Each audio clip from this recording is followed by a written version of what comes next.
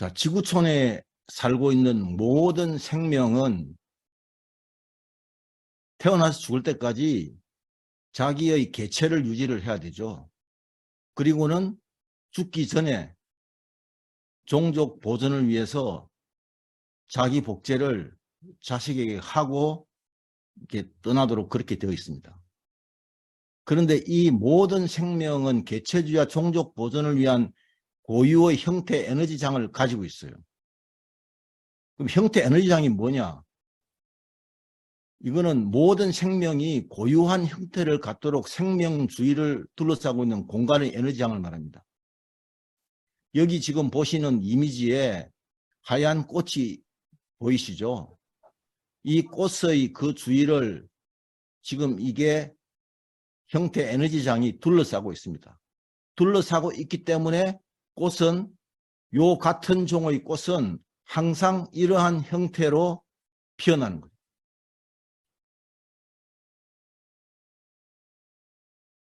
자, 그러면 이 형태 에너지장에 대한 연구는 1930년대 미국 예일 의과대학 해부학 교수인 해롤드 버에 의해서 처음으로 시작됐어요. 해롤드 버는 인체에서 나오는 파동 에너지에 인체의 형태에 대한 정보가 실려있다고 그렇게 주장을 했습니다. 처음에는 이렇게 주장했을 때 아무도 믿지 않았죠. 근데 이 해롤드 버가 인간의 난자 주위에 미세한 전자기장이 존재하고 달걀의 유정란과 무정란도 전자기장이 다르다는 사실을 밝혀냈습니다. 그래서 이 에너지장을, 이 형태 에너지장을 해롤드 버는 생명 에너지장이라고 이렇게 불렀습니다. 이미지에 보시는 왼쪽이 무정란이고 오른쪽이 유정란이죠. 무정란과 유정란의 형태 에너지장, 생명 에너지장이 다르기 때문에 유정란은 지금 미세 혈관이 보이지 않습니까? 여기서부터 이제 부화가 하는 거예요. 자, 해롤드 버는 계속 연구를 했죠. 그래서 살아있는 모든 생명의 외부에는 형태에 대한 정보가 담긴 에너지장이 존재한다. 자, 이 에너지장의 정보에 따라서 우리가 줄기세포라는 것은 특정한 장기의 세포로 분화되기 전에 원형세포를 이야기하죠. 이 줄기세포가 정해진 위치에 있는 기관의 세포로 분화를 하고, 무슨 이야기냐면 우리가 이 줄기세포가 우리 인간의 경우에는 눈의 위치에 가면 눈세포로 분화하고 간의 위치에 가면 간세포로 분화한다는 거예요. 그리고 이미 만들어진 체세포, 이 체세포라는 것은 우리가 특정 장기의 세포들을 다 합쳐서 체세포라고 부르는 거죠. 이 체세포도 다시 우리가 끊임없이 죽고 다시 태어나잖아요. 우리 몸의 세포가 100조개인데 1조개가 매일 죽고 다시 태어나고 있으니까 1조개가. 그러니까 이 체세포도 에너지 장애에서 재생된다고 주장했어요. 자, 이 주장을 하고 난 다음에 이게 그 당시 생물학계에 굉장히 큰 센세이션을 일으켰죠. 왜냐? 이 생물학의 오래된 수수께끼였었어요. 어떻게 줄기세포가 특정 위치의 특정 기관의 세포로 분화가 될 수 있을까?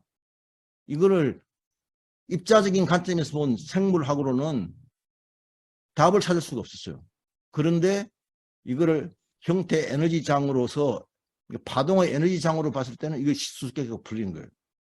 근데 이거는 뭐냐? 같은 종에만 적용이 되는 거예요. 종이 다르면 또 달라지죠. 자, 계속적인 연구가 이어집니다. 1950년대 일본의 생물학자들이 원숭이를 가지고 실험을 했어요. 일본에는 섬이 많은데 거기에 호시마라는 섬에서 어떤 실험을 했냐?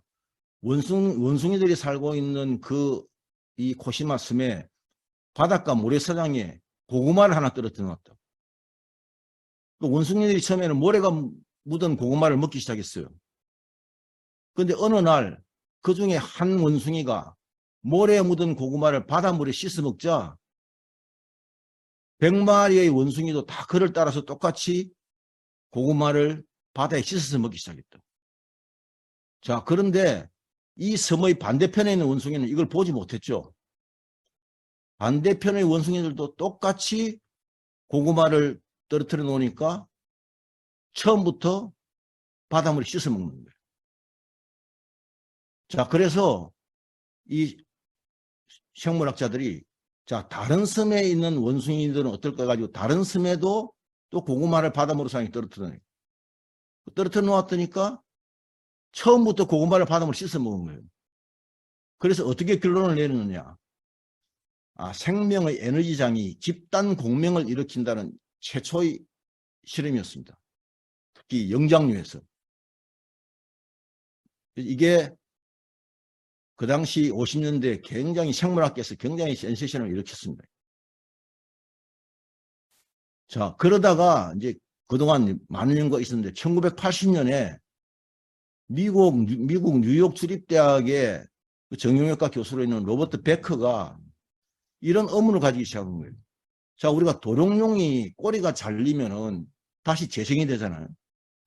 그런데 이 꼬리가 잘린 도룡뇽이 어떻게 재생이 될까? 그 연구를 거듭했습니다. 그래서 꼬리에 미세 전류가 흐르면 꼬리가 재생하지만 이 미세 전류를 차단시키면 꼬리가 재생하지 않는다는 거예요. 그래서 이 실험 결과를 논문으로 발표했습니다.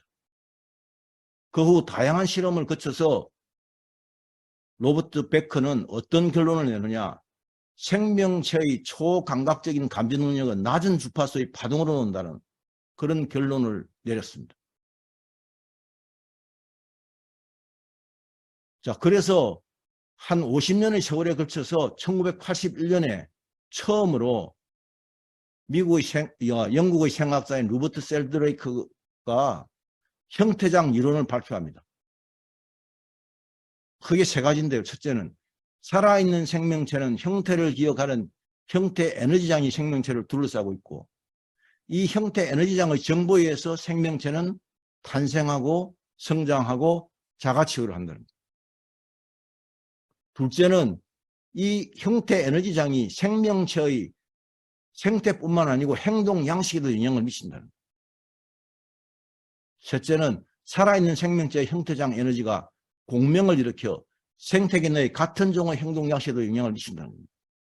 그럼 우리 인간의 예를 들면 우리 지금 현대인은 다 호모사피엔스죠. 호모사피엔스 사피엔스인데 이 호모사피엔스 사피엔스는 똑같은 파동의 에너지에 같이 공명을 일으킨다는 거예요. 고릴라하고는 일으키지 않습니다. 자, 이렇게 1981년에 루버트 셀드레이크가 형태장 이론을 발표하고 난 다음에 한 10년의 세월이 흘러서 중국 태생의 의사인데 이게 그 당시 중국이 1960년대 문화대혁명이 한참일 때 러시아로 망명을 했어요.